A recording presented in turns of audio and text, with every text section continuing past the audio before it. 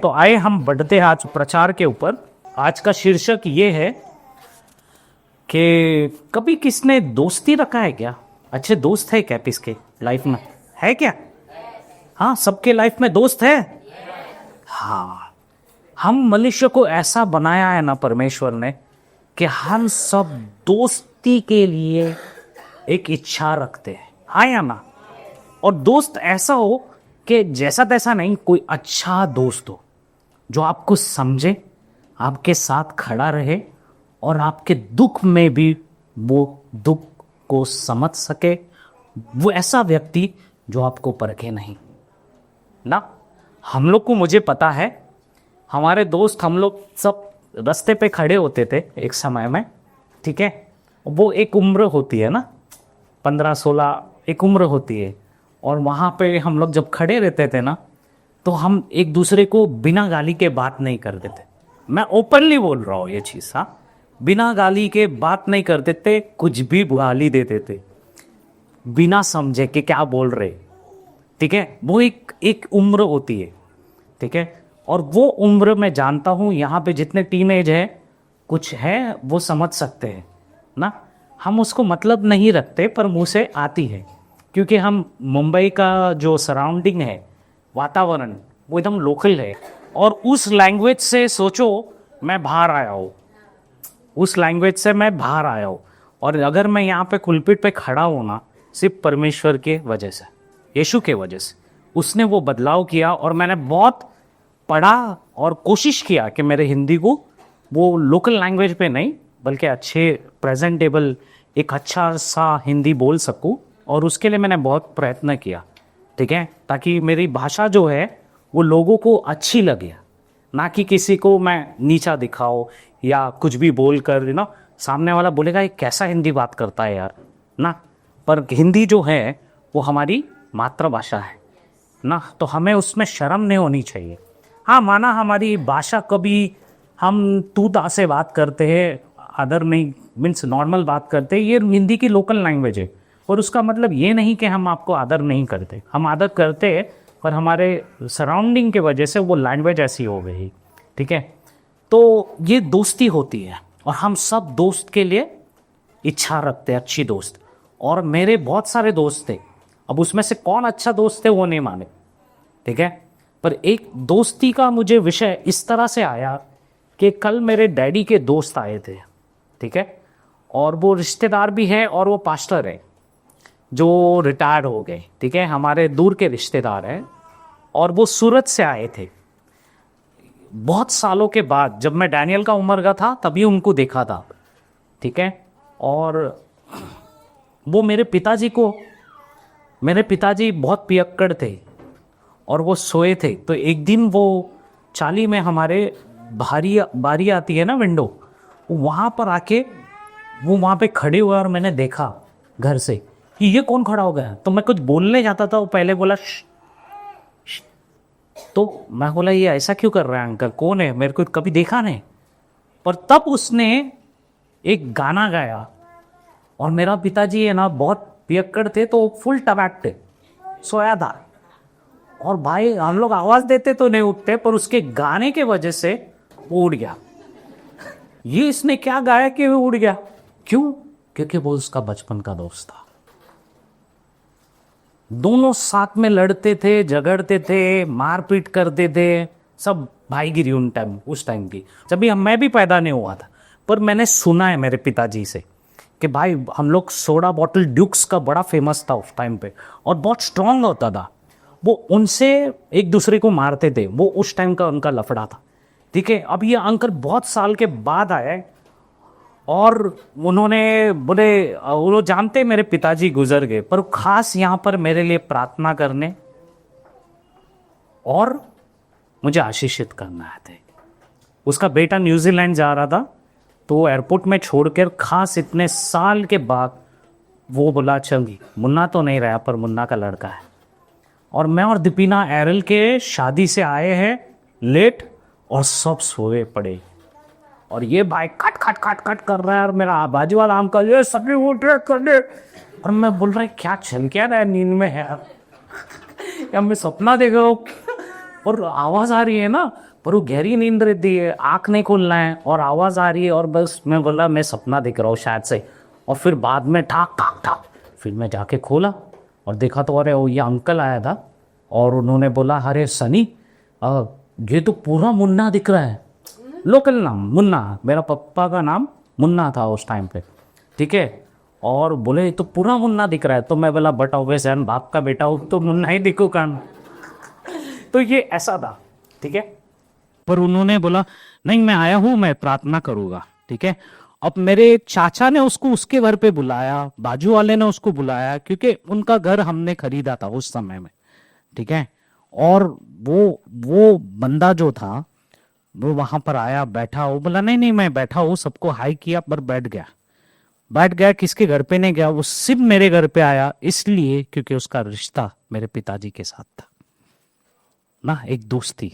चाहे कितना भी साल हो, मेरे पिताजी बहुत जल्दी मर गए क्योंकि पीते थे ना बहुत, तो सर पे लगा तो मर गया फिर बाद में। पर ये अंकल ये मेरे घर पे आए, बोला प्रार्थना करना है। मैं बोला अंकल हाँ प्रार्थना करते, पर पहले थोड़ा नाश्ता कर लो। मैं और दीपिना ब्रश करते बैठे, ब्रश करके फ्रेश होके फिर आए और अंकल के साथ बैठे, इडली सांभर खाए, हाँ, और चाय पिए और उनके साथ बातचीत की। उन्होंने बहुत सारी बातें उनकी पुरानी बताई, बहुत सारी बातें। वो मुन्ना छोटा मुन्ना नाम से जाना जाता था और मेरा पिताजी बड़ा मुन्ना नाम से जाना जाता था। इनके बड़े बड़े कारनामे थे उस टाइम के। तो ये था छोटा मुन्ना और वो था बड़ा मुन्ना, मेरा पिताजी, ठीक है। पर थे तो सेम उम्र के, अभी तो कुछ 70 हो गए, 70+। और ये बंदा जो है इतना मस्त अट्टा कट्टा है, मेरे पिताजी पी पी के सुकाटी हो गए थे, और ये बंदा मस्त अट्टा कट्टा है। और मुझे बहुत याद दिलाई उस समय की, उनके समय की बात कर रहे थे। और फिर बाद में बोला कि दीपिना कहाँ से, मैं बोला वो मुंबई से ही है। तो बोले अच्छा मुंबई से, मैं बोला हाँ। वो गौली चाल मालूम आपको? बोले हाँ वो सामने गौली चाल, पता है। बोला हाँ। मैं बोला सदानंद जानते हो? तो बोलता अरे सदानंद तो अपना दोस्त था। तो मैं बोला हाँ आपके दोस्त की बेटी है, हाँ? तो साथ में कैरम खेलते थे हम लोग, तो याद है अरे तू सदानंद की लड़की है, अच्छा। मुन्ना माई और बड़ा मुन्ना माई, छोटा मुन्ना, हम लोग सब कैरम खेलते थे उसके साथ, सदानंद के साथ। सो ये सब दोस्त लोग थे। अब एरिया में हमसे प्यार हो गया और हम आज तक है साथ में। पर किसी ने सोचा नहीं था कि ये उनके दोस्त की बेटी से ही शादी करेगा ना, ये उनकी खास दोस्ती उस टाइम की। तो सब स्टोरी बताते थे, पर ये सब स्टोरी में एक चीज उन्होंने अंतिम में मेरे लिए प्रार्थना किया, दीपिना के लिए प्रार्थना किया और चले गए। और बाजू वाला जो है वो फिर से मेरे अंकल आए, और वो बाजू वाला आया, अरे मुन्ना किधर है? मैं बोला अंकल तो चला गया। और कैसा आदमी यार, अब बोला। और हम लोग ने दरवाजा बंद किया, और दोनों का आजू बाजू वालों का, नेबर्स का चर्चा चालू है, पड़ोस दोनों का चर्चा। अरे इसने बोला ना, इतने साल के बाद आया गया, हाँ भाई तक नहीं बोला, कुछ नहीं तक बोला, वो उनका गप्पा गोष्ठी चालू। पर तभी मुझे एहसास हुआ कि दोस्ती क्या चीज है। वो बंदा खास इसलिए आया था कि आजू बाजू में इंटरेस्ट नहीं था, वो उसमें इंटरेस्ट था कि मुन्ना का लड़का है ना, कौन क्या बोल रहा है उसके बारे में उसको कोई फर्क नहीं, मैं मुन्ना का लड़के को देखने जाऊंगा। वो एक क्षण उसके बेटे को एयरपोर्ट पे छोड़ा न्यूजीलैंड जाने के लिए, और यहाँ आके मुझे भी मिला, प्रार्थना की और चला गया। वो पास्टर रह चुका है और वो रिटायर्ड पास्टर है सूरत में, ठीक है। और ये मेरे घर के ही थे, दूर के सगेदार, और ऐसा ही है। तो ये मैं इसलिए आपको ये बता रहा हूं, हर कोई दोस्ती के लिए तड़पता है, हाँ या ना? एक सच्चा दोस्त जो उसे परखे नहीं, गाली भी देगा या कुछ भी बोलेगा ना, वो चर्च में आएगा बोलेगा नहीं ये बहुत अच्छा है, ये बंदा बहुत सीधा है, पर उसको पीछे मालूम है ये साला बहुत गाली देता है बिना गाली के बात नहीं करता। वो दोस्त होता है, क्यों? क्योंकि वो परखता नहीं। और ऐसा ही एक दोस्त के बारे में मैं आपको आज प्रचार करना चाहता हूं। एक दोस्त जो होता है, सबसे अच्छी कहानी हर एक ने बताई है वो दोस्ती के बारे में, जो है दाऊद और योनातान की। दाऊद और योनातान की इतनी अच्छी दोस्ती है, स्टोरी है, कि सब हर एक प्रचारक उनको ले गए योनातान और दाऊद की स्टोरी को ले गए और लोगों को प्रोत्साहन करना चालू कर देते, हर एक प्रचारक। पर कभी आपने सोचा कि सबसे अच्छा दोस्त यीशु है? कभी आपने उस नजरिए से देखा कि आपका सच्चा और अच्छा मित्र यीशु है? कभी ऐसा सोचा? हाँ या ना? आपको मैं बताऊं, बाइबल हमें बहुत अच्छे से सिखाती है यीशु एक अच्छा मित्र है। और मैं उसी के ऊपर आपको प्रचार करना चाहूंगा, फ्रेंडशिप विद जीसस, यानी यीशु के साथ मित्रता। ये मेरा शीर्षक होगा, यीशु के साथ मित्रता। यीशु के साथ मित्रता बहुत अलग है। हम परमेश्वर में तो आ जाते हैं, आप किसी को कुछ अपने बारे में बताओ, किसी को आप हिचकिचाते हैं, हाँ या ना? ना क्यों? क्योंकि वो आपका व्यक्तिगत जीवन है। आप डरते हैं कि मुझको अगर मैं इसे बताऊं तो ये मुझे परख लेगा, हाँ या ना? ना आसानी से परख लेता है ना। पर यीशु जो है वो हमें परखता नहीं। आप उसे जितना चाहे कुछ भी बता लो, वो फिर भी परखता नहीं। वो स्त्री जो लोगों ने उसे पत्थर मारा ये बोलकर के ये व्यभिचारिक स्त्री है ना, पर यीशु ने उसे नहीं परखा। अगर हम मनुष्य होते तो क्या करते? उसको लंबा रख, ये भाई ये तो एकदम गौन केस है ना।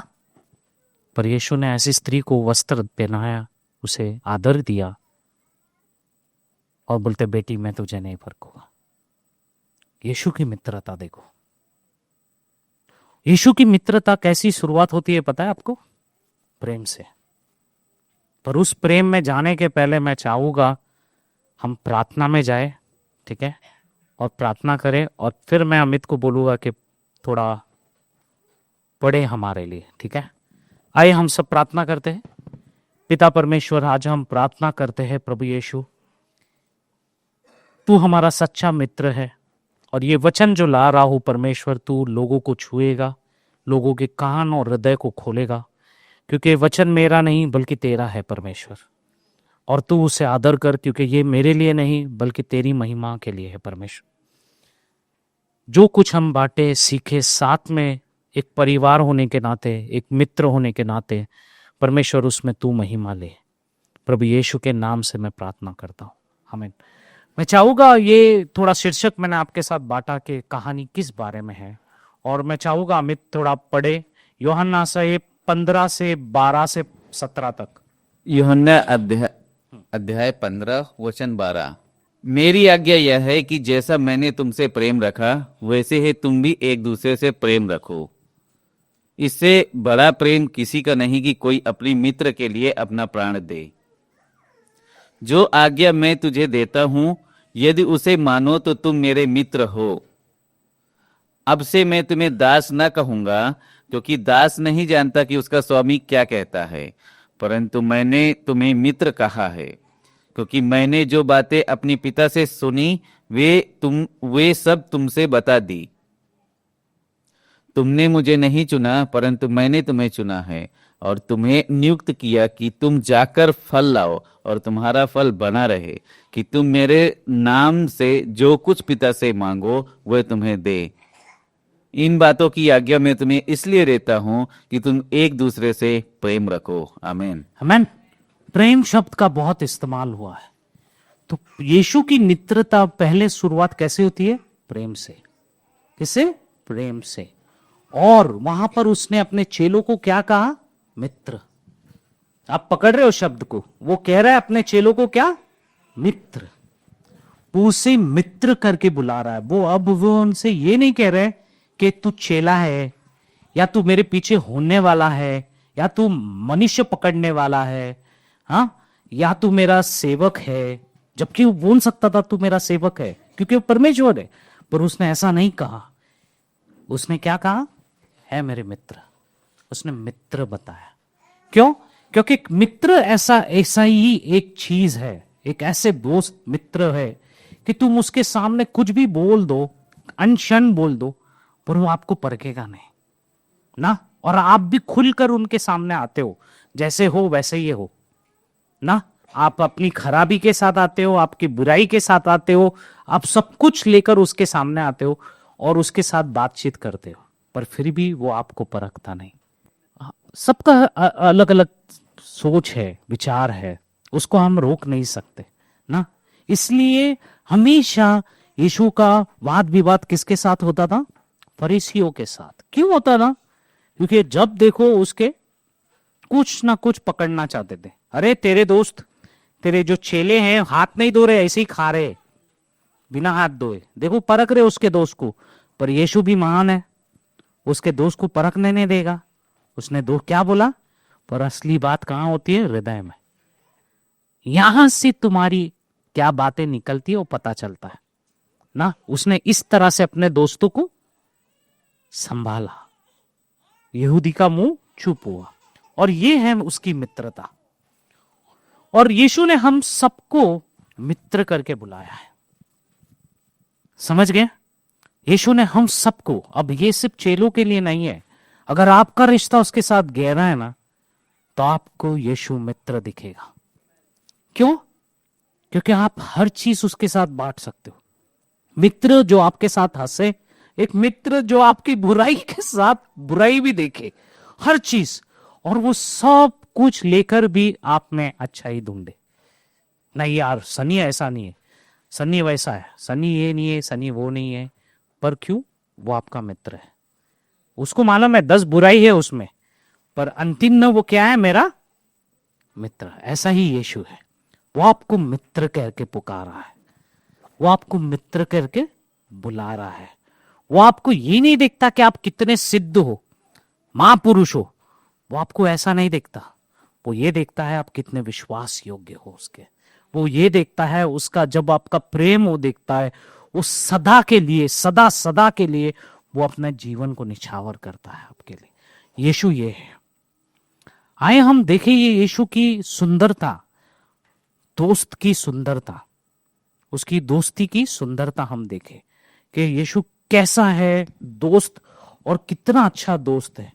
मेरा पहला मुद्दा है कि यीशु हमें पूर्ण प्रेम करता है, क्योंकि प्रेम से शुरुआत होती है।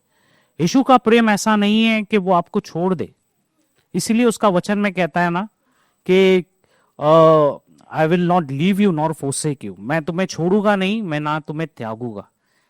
वो वाचा देता है आपको, मैं ना तुम्हें छोड़ूंगा ना तुम्हें त्यागूंगा। कैसा परमेश्वर है देखो ना। वो उसके प्रेम को बरताता है आपके लिए, वो आपको ना छोड़ेगा ना त्यागेगा। उसमें शुरुआत ये यूहन्ना के 15:12 से ऐसे की, he love each other as I have loved. एक दूसरे से प्रेम करो जैसे मैंने तुमसे प्रेम किया। वो प्रेम के बारे में सिखा रहा है आपको। मालूम है जूनी करार में अगर आप देखोगे तो परमेश्वर ने भाषा में गड़बड़ी कर दी ना। उसमें उत्पत्ति में सब एक ही भाषा बोलते थे, पर उसने गड़बड़ी कर दी ताकि उनमें कंफ्यूजन आ जाए। और फिर बाद में आप देख रहे हो हम सब अलग अलग भाषा बोलते ना। अरे वो मेरे जात वाला है, मेरे गांव वाला, तो उसके साथ में करीब में रहता है ना। ना क्यों? क्योंकि मेरे जात वाला है, मेरा गांव वाला है, उसके करीब रहते। पर कोई अन्य अलग जात का रहे या अलग भाषा, उसके साथ रहना कैसा लगेगा ना? अटपटा लगता ना। तो ये हमारी मनुष्य की सोच है। पर एक ही भाषा बोलोगे तो कितना अच्छा लगता है ना। पर नए करार में यीशु ने जब अपना बलिदान दिया, उसने अपने प्रेम को दिखाया, उसने एक भाषा खड़ी कर दी, और वो भाषा प्रेम की थी। आप और मैं चाहे अलग अलग भाषा से बात क्यों नहीं करे, क्यों ना करे, हम अलग जाति से आए, कुछ भी बोले, पर हमें फर्क नहीं पड़ता। अगर आज आपको कुछ होगा हम दौड़ कर आएंगे। क्यों? दुनिया ये नहीं सिखाती, ये प्रभु की एक भाषा सिखाती है, वो भाषा प्रेम की। आप और मैं एक हो गए उसकी भाषा में, उसके प्रेम की भाषा में। इसलिए उसने कहा पहले एक दूसरे से प्रेम रखो। और वो प्रेम ऐसे ही नहीं होता जब तक वो प्रेम उंडेला ना गया हो। वो प्रभु यीशु का प्रेम है आप में और मुझ में, जो हमें उमड़ उमड़ कर हम में से निकलती है, और उसके प्रेम के द्वारा हम आप एक दूसरे से प्रेम कर पाते। क्या आपका प्रेम सच में इतना अच्छा है कि आप बिना परखे किसको प्रेम करें? नहीं। मनुष्य का प्रेम है ना, बहुत स्वार्थी है।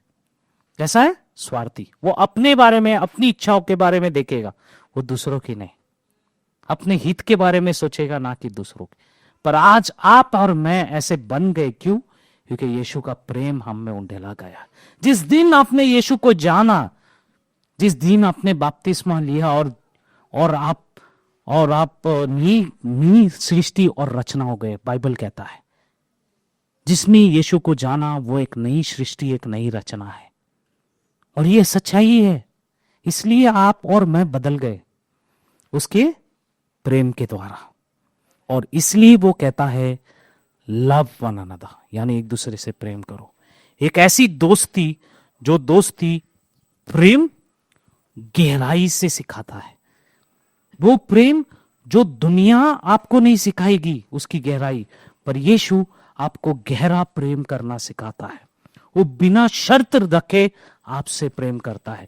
दुनिया में शर्त रखते हैं, भाई ये देगा तो मैं करूंगा, वो करेगा, अच्छा करूंगा तो भाई मेरे सब दोस्त। पर किसी के साथ थोड़ा बुरा कर लिया तो क्या आप दोस्त होगे? यार डेंजर है आदमी।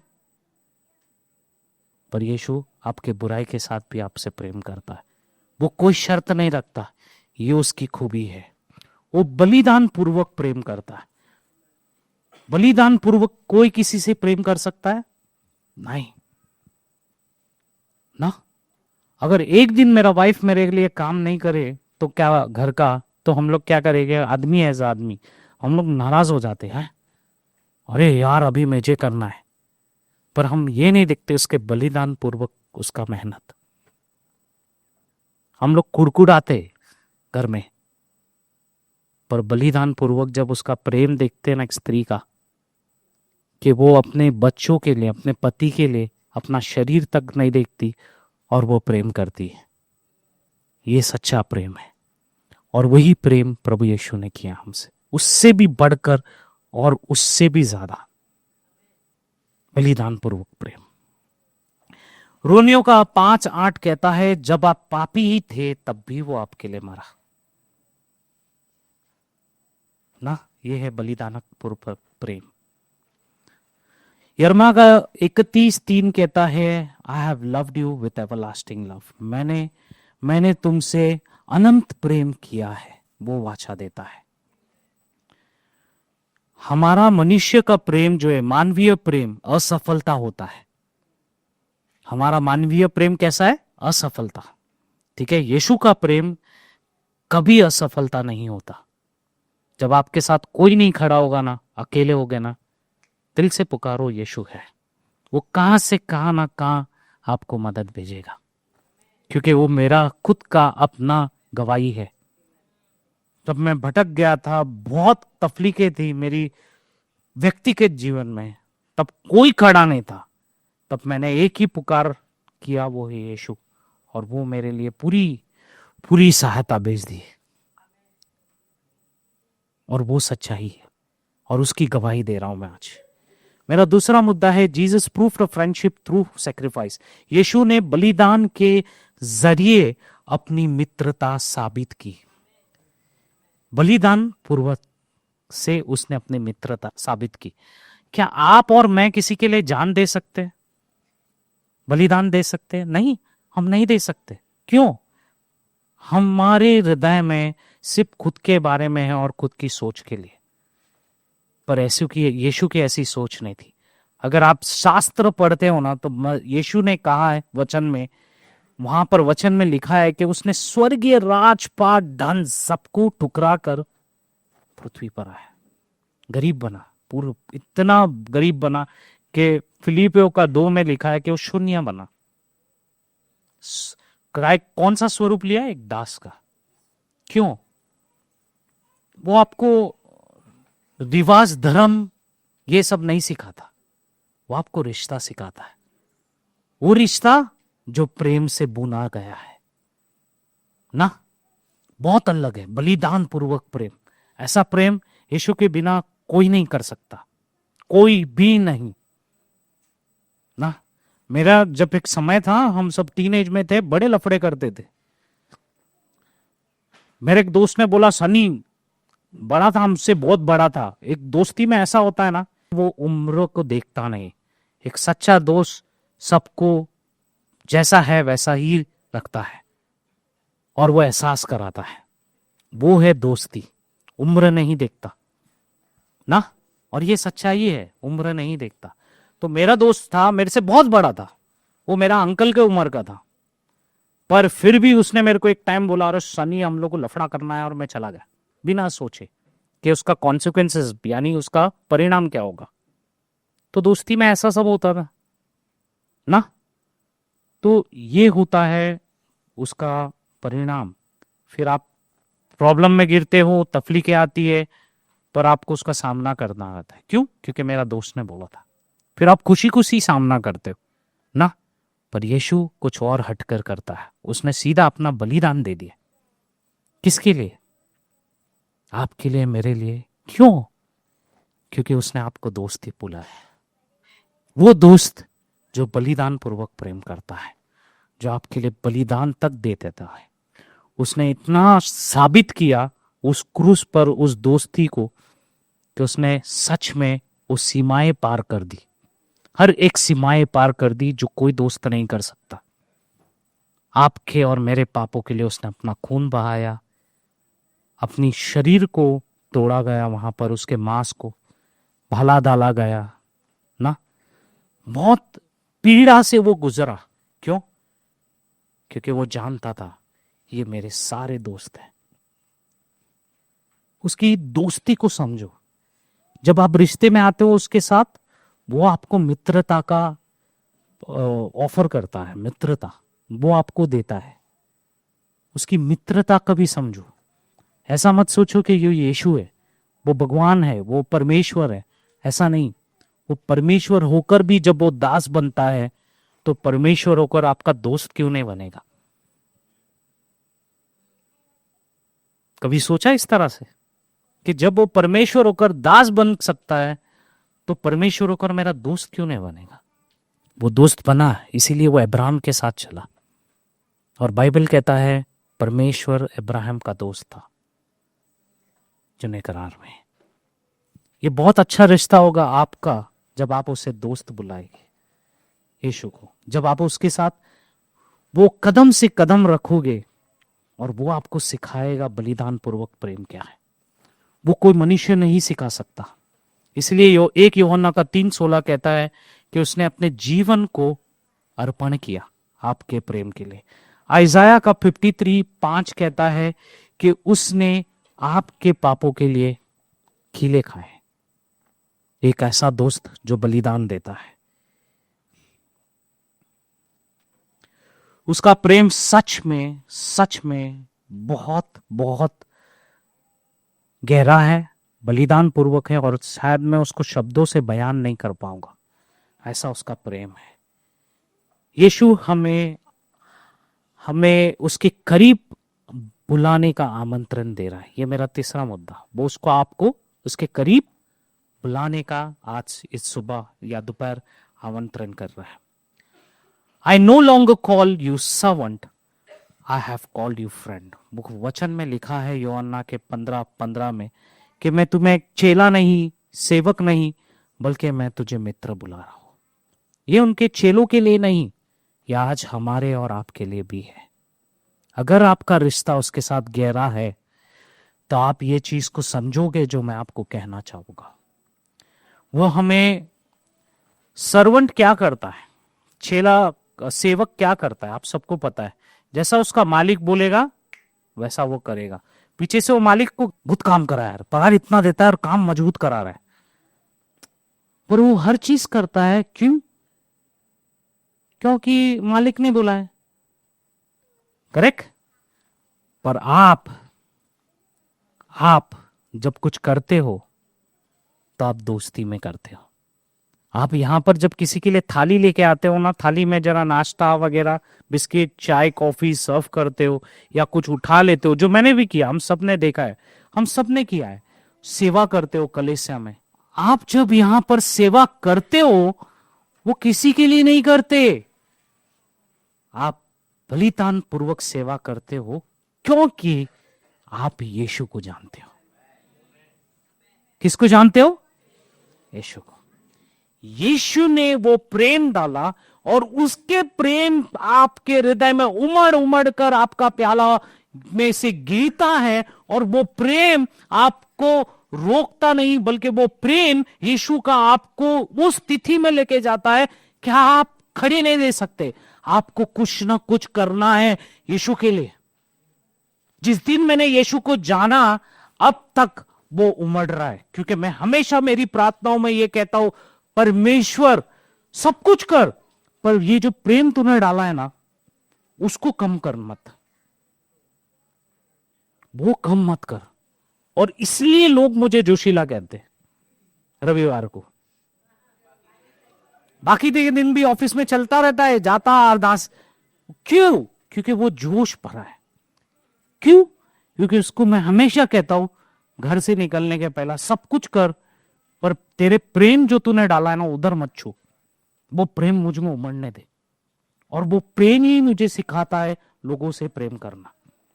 वो कभी कमी मत कर, क्योंकि प्रेम की कोई भाषा नहीं होती मित्रों, प्रेम की कोई भाषा नहीं होती। प्रेम कुछ अनोखा होता है जिसको शब्द बयान नहीं कर सकता, और आप करते हो। तो जब आप सेवा करते हो, कलीसिया के लिए कुछ करते हो, तो ये याद रखना, उसका प्रेम आपसे करवा रहा है, और उसके प्रेम के लिए आप करते हो। आप किसी के सेवक या नौकर नहीं किसी के। ये हमेशा ध्यान रखना। वो अगर आपके दिमाग में अगर आया तो समझो शैतान से आया। आप करते हो बलिदान पूर्वक सेवा कलीसिया में या अपने घर में, तो वो परमेश्वर का प्रेम आपसे करवा रहा है, और वही सच्चाई है। क्यों? क्योंकि यीशु आपके साथ निकट रहना चाहता है, और जब वो निकट है तो वो वही चीजें आपको करवाएगा जो उसने अब तक किया है पृथ्वी पर। उसने सेवा की, उसने बातें की, उसने अपने चेलों को मार्गदर्शन दिखाया, क्योंकि उसके चेले नहीं थे, वो उसके मित्र थे। उसने वो चीजें, रहस्य को बाहर उजागर किया। वो था पिता का हृदय। वो पिता का हृदय, उसका व्यापार, जो क्या करना है। क्या एक सेवक को अपने एक नौकर को अपने मालिक का क्या काम है उसको पता रहेगा? नहीं, उसको उतनी गहराई से नहीं पता, पर उसके चेलों को पता है, उसके दोस्तों को पता है, उसके शिष्य को पता है, क्योंकि उसने पिता का हृदय उनमें उंडेल दिया था। पृथ्वी पर उसने हर एक रहस्य को उजागर किया। किसके लिए? उसके मित्रों के लिए। वो उसके चेले नहीं थे, वो उसके मित्र थे। 3 साल उनके साथ जो मित्रता था, कि सब पूरा दिन सेवा करते थे, रात को आते थे, शाम में साथ में खाते पीते थे, सब करते थे, और फरीसी आ जाते थे ऐसे में भी परखने के लिए, ये बोलकर, अरे कैसा मनुष्य का तू बोलता है मैं परमेश्वर का बेटा हूं, और भाई तू तो पी रहा है, यहाँ पे दाक रस खा रहा है, और पापियों के बीच में खड़ा है। तब यीशु कहता है, क्या मालूम है, एक बीमार व्यक्ति को वैद्य की जरूरत है, ना कि एक अच्छे पुरुष को। ना, एक स्वस्थ पुरुष को वैद्य की जरूरत नहीं है, पर कि बीमार आप और मैं यहां पर है क्योंकि हमको जरूरत है प्रभु यीशु की। चाहे फिर वो पास्टर क्यों ना हो, उसमें भी कमियां रहेगी। At the end of the day, यानी अंतिम में वो पास्टर भी तो मनुष्य है, और हम वहां पर कुर्सी में बैठ के उस पासवान को परख लेते, अरे ये पासवान ऐसा है वैसा है। क्यों वो फरीसियों की आत्मा हम लाए ना? क्यों ना हम बलिदान पूर्वक वो प्रेम करें? अगर हम परमेश्वर के निकट है ना, यीशु के निकट है ना, तो हमारा भी स्वभाव उनकी तरह होगा। अगर वो स्त्री बिना वस्त्र के है तो उसको भी हम कपड़ा पहनाएंगे, क्योंकि मैं प्रभु यीशु के निकट हूं। वो प्रेम जो बलिदान पूर्वक प्रेम है यीशु का, वो मैं दिखाना चाहूंगा। मैं किसी को खोल कर नहीं रखूंगा। अगर अमित में 10 बुराई है, मैं चाहूंगा उसके साथ खड़ा रह के मैं उसको बताऊं। मेरे में 10 बुराई, अमित चाहेगा कि सनी को जाके बताओ और मैं उसे ढकूं। आप भी वह मित्रता को समझो। आप में चाहे 10 बुराई हो या आपके पड़ोस में किसी का भी, पर उसका बुराई मत बोलो, बल्कि उसे ढको। ये शुरुआत ऐसे होती है, ये शुरुआत ऐसे होती है। और यीशु ने आपको जानबूझकर चुना गया है। दुनिया में कितने लोग हैं, क्या सबको चुना है? नहीं, उसने आपको चुना है। और आप कोई दुर्घटना से यहां पे नहीं आए मित्रों, ये याद रखो दोस्त, यहां पर आप कोई दुर्घटना से नहीं आए। आप लोग यहां पे आए हो क्योंकि यीशु ने आपको चुना है। और यीशु ने आपको चुना है तो आपके जीवन में क्या है? उद्देश्य है। आप हमेशा याद रखना कि परमेश्वर ने आपको उद्देश्य दिया है, मकसद दिया है, और उसके साथ साथ सामर्थ दिया है, ताकि आप उसकी बुलाहट पे, उसकी मित्रता की बुलाहट पर आप चल सके। अगर यीशु आपका मित्र है तो आप वो हर चीज करोगे जो यीशु ने आपसे कहा है। आप ये नहीं बोल के बैठोगे, अरे यार सन्नी ने मेरे को बोल दिया कि रविवार को मैं थोड़ा ये कुछ कर लूं, या शुक्रवार की प्रार्थना में आ जाओ, या एलजी में आ जाओ, यार शर्म आता है यार बहुत कंटाला आ रहा है यार। ऐसा नहीं बोलते। एक्चुअल अगर आप प्रभु यीशु के निकट हो ना, तो आप उसके लिए आ रहे हो, चाहे वो शुक्रवार की प्रार्थना क्यों ना हो, घर की सभा क्यों ना हो, या रविवार की सभा क्यों ना हो। आदर करेंगे समय पर आने का। कितने लोग समय पर आते हैं? कभी पूछा अपने आपको कि मैं समय पे आता हूं या नहीं, या समय से पहले आके खड़ा रहता हूं क्या नहीं?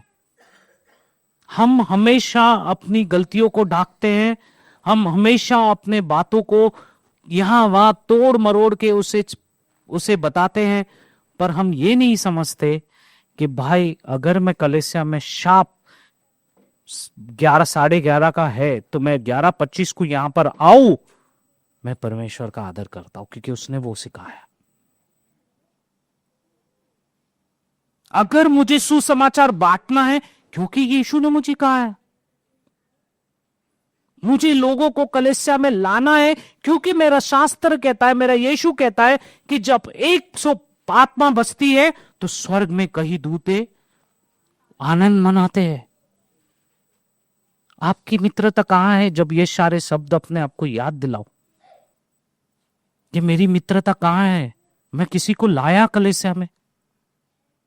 क्या मैंने किसी के साथ सुसमाचार को बांटा? क्या मैं मेरे दुनिया में मस्त हूं? परमेश्वर ने सब दिया, दुख बिक सब ले लिया, अब मैं खुशी हूं।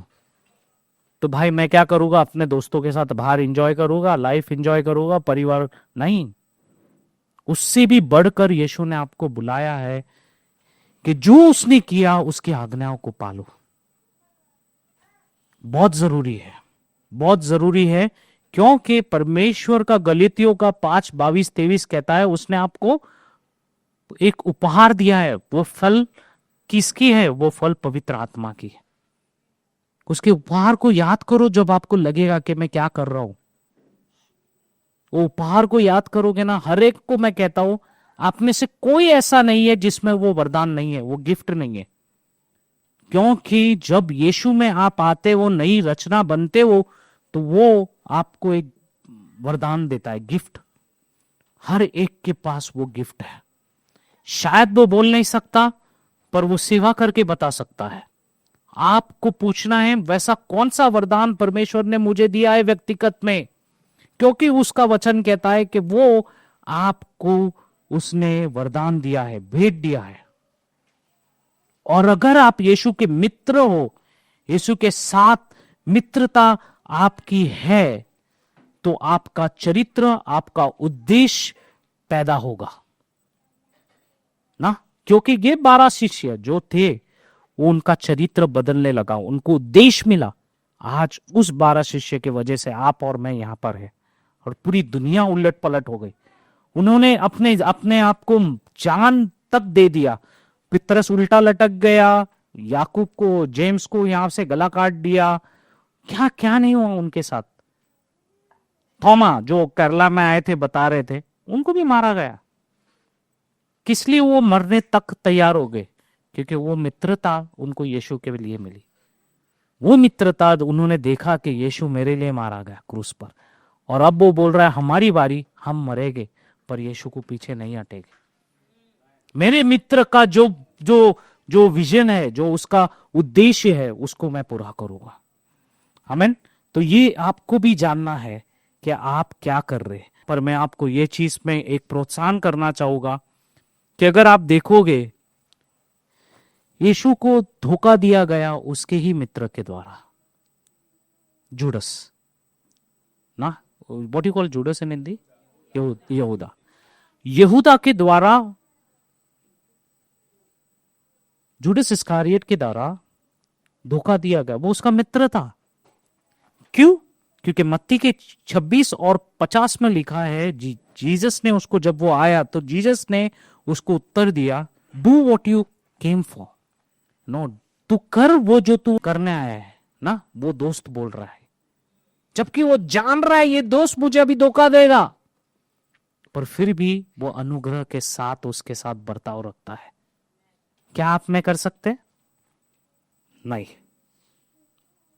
क्या वो उस पर गुस्सा हुआ कि यही मेरा दोस्त ये कर रहा है, मैं इसको कैसा रहना चाहिए? गुस्सा होना चाहिए। अगर तुम्हारे साथ होगा तुम गुस्सा होगे, पर यीशु उसके साथ गुस्सा नहीं हुआ। अगर आप देखोगे आगे, लाजरस को भी उसने अपना दोस्त बुलाया। वो दोस्त जो मर चुका था, कब्र में था, और यीशु उनकी बहन के साथ, परिवार के साथ रोता है। और यूहन्ना का 11:11 कह रहा है कि यीशु कह रहे हैं, our friend Lazarus has fallen sleep, यानी मेरा दोस्त, हमारा दोस्त जो है वो सो चुका है। वो दोस्त बुला रहा है लाजरस को। सोचो, क्या बुला रहा है? दोस्त। और वही रिश्ता अगर आपका आप परमेश्वर के साथ होगा, यीशु के साथ, वो आपको भी दोस्त बुलाएंगे। पतरस, जिसने उसे 3 बार नकारा, जो पहले ही बोल चुका था कि मुर्गे के बांग के पहले तू मुझे 3 बार नकारेगा, उसने किया। पर फिर भी जब वो मर के जी उठा, उसने वो 3 बार नकारा, उसे सुधार दिया। उसको 3 बार परमेश्वर ने उसके 3 बार नकार को भी सुधार दिया और सब कुछ जो का तो कर दिया। पतरस पहला व्यक्ति था जिसने यीशु को नकारा, और वो पहला व्यक्ति था जिसने अपनी मिनिस्ट्री की शुरुआत की। देखो, ऐसा परमेश्वर कर सकता है आपके साथ और मेरे साथ।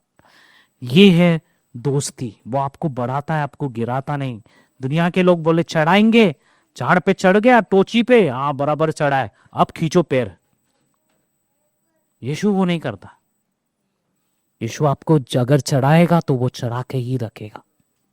क्यों? क्योंकि वो आपका सच्चा मित्र है।